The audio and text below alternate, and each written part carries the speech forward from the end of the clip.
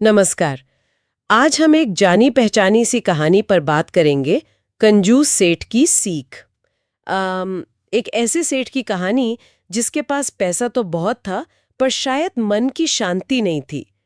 कहानी तो सीधी सादी सी लगती है, पर आज भी ये हमें पैसे, खुशी और जीने के तरीके के बारे में बहुत कुछ सोचने पर मजबूर कर सकती है ना? तो हमारे पास कहानी के कुछ अंश है। चलिए इसमें थोड़ा उतरते हैं और देखते हैं कि ये किरदारों और घटनाओं के जरिए हमें क्या सिखाती है। तो कहानी की शुरुआत होती है एक गांव के सेठ से। अमीर तो बहुत था, पर उतना ही, क्या कहते हैं, कंजूस। हाँ, कंजूस और लालची भी कह सकते हैं। बिल्कुल। उसने मेहनत से सोना तो जमा किया काफी सारा, लेकिन उसे किसी तिजोरी वगैरह में नहीं रखा। अच्छा, फिर कहाँ?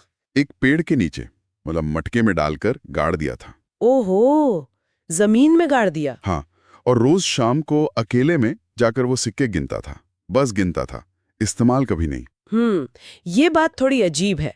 मतलब सोना है, पर उसे खर्च करने से डरना। वही तो, उसे हमेशा यही डर लगा रहता था कि पैसे खर्च हो गए हाँ, तो वो गरीब हो जाएगा। ये सोने के सिक्के गिनने की आदत काफी अनोखी है ना? बिल्कुल।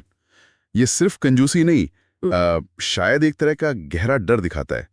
रोज गिनना पर इस्तेमाल न करना, हम्म, ये दिखाता है कि सेठ के लिए वो सोना असल में किसी काम का नहीं था, सिवाय गिनती की चीज के। सही बात है। धन होकर भी वो एक तरह से निर्धन जैसा ही जी रहा था, क्योंकि पैसे का सुख तो उसके इस्तेमाल में है ना। हाँ, बिल्कुल। उसका डर कि कहीं खर्च करने से गरीब ना हो जाऊं, वही उसे असल में मानसिक रूप से गरीब बनाए हुए था। और इसी मानसिक स्थिति में एक मोड़ आता है, हाँ। जब गांव में एक संत आते हैं। अच्छा, संत। हाँ, सेठ उनकी सेवा तो करता है ऊपर से, लेकिन संत तो संत ठहरे। हाँ। वो भांप लेते हैं क्या भांप लेते हैं? कि सेठ का मन कहाँ लगा है। उसकी आंखों में वो चिंता, वो पैसे का मोह, वो सब दिख जाता है उन्हें। वो समझ जाते हैं कि ध्यान सेवा में कम हाँ। और वो गड़े हुए सोने पर ज्यादा है। बिल्कुल। संत का काम ही अक्सर आईना दिखाना होता है ना? हाँ तो उन्होंने सेठ को समझाया होगा। हाँ, सीधी सीधी समझाया कि भाई धन का असली मूल्य उसे जमा करने में नहीं है, बल्कि उसके सही उपयोग में है। ये बात सुनने में तो बड़ी सीधी लगती है, पर उस सेठ के लिए ये शायद बहुत बड़ी बात रही होगी। सही कहा, शायद पहली बार किसी ने उसे इस तरह से सोचने पर मजबूर किया होगा। हाँ, कि धन को अपनी पहचान या सुरक्षा का अकेला जरिया मत समझो। ये तो बस एक साधन है, लक्ष्य नहीं। और संत की ये बात सेठ के मन में बैठ गई।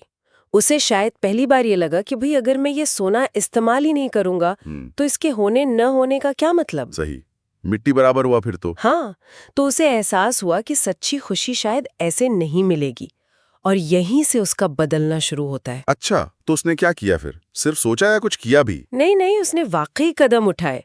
उसने अपने पैसे गांव वालों की भलाई में लगाने शुरू कर दिए। भलाई में? जैसे कि? जैसे कहानी में आता है, एक स्कूल बनवाया, एक धर्मशाला खोली, और जो गरीब थे, जरूरतमंद थे, उनको खाना, कपड़े, ये सब देना शुरू किया। अच्छा, मतलब उसने अपने धन को लोगों के साथ बांटना शुरू किया। हाँ, ये सिर्फ दान नहीं था, शायद ये उसके अपने डर पर काबू पाने का तरीका भी था। और इसका नतीजा क्या हुआ?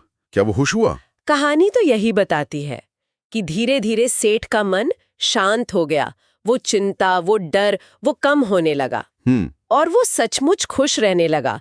उसने अपने तजुर्बे से सीखा कि धन का सही उपयोग ही असली खुशी देता है, ना कि सिर्फ उसको जमा करके रखना। ये दिलचस्प है।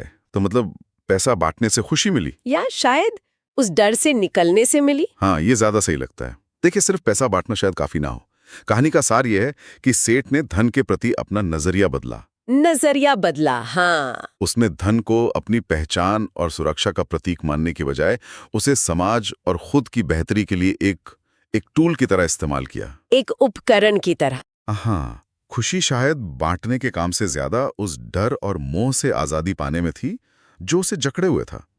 जब धन को पकड़े रखने की जरूरत खत्म हुई, तो वो हल्का और आजाद महसूस करने लगा। यानी असली बदलाव बाहरी काम से ज्यादा अंदरूनी था, मोह से मुक्ति। बिल्कुल। तो इस कहानी से जो सबक हम ले सकते हैं, वो सिर्फ दान पुण्य तक ही नहीं है। नहीं, बिल्कुल नहीं। ये हमें सिखाती है कि कोई भी चीज हो, पैसा हो, ज्ञान हो, कोई हुनर हो, उसे सिर्फ जमा करने या अपने तक रखने से उसका असली मूल्य नहीं मिलता। सही बात। असली संतुष्टि उसके सही और सार्थक उपयोग में है। सेठ का डर और लालच उसकी खुशी छीन रहे थे, जबकि दान और परोपकार ने उसे मन की शांति दी। ये वाकई सोचने पर मजबूर करता है कि क्या असली खुशी चीजों को सिर्फ अपना बनाने में है या उन्हें दूसरों के साथ साझा करने और सही तरीके से उपयोग करने में। ये सवाल सिर्फ पैसों के बारे में नहीं है। क्या हम अपना समय, अपनी काबिलियत या अपनी भावनाएं भी कहीं इसी तरह गाड़ तो नहीं बैठे हैं, उनके असली मूल्य को समझे बिना? इस पर विचार किया जा सकता है।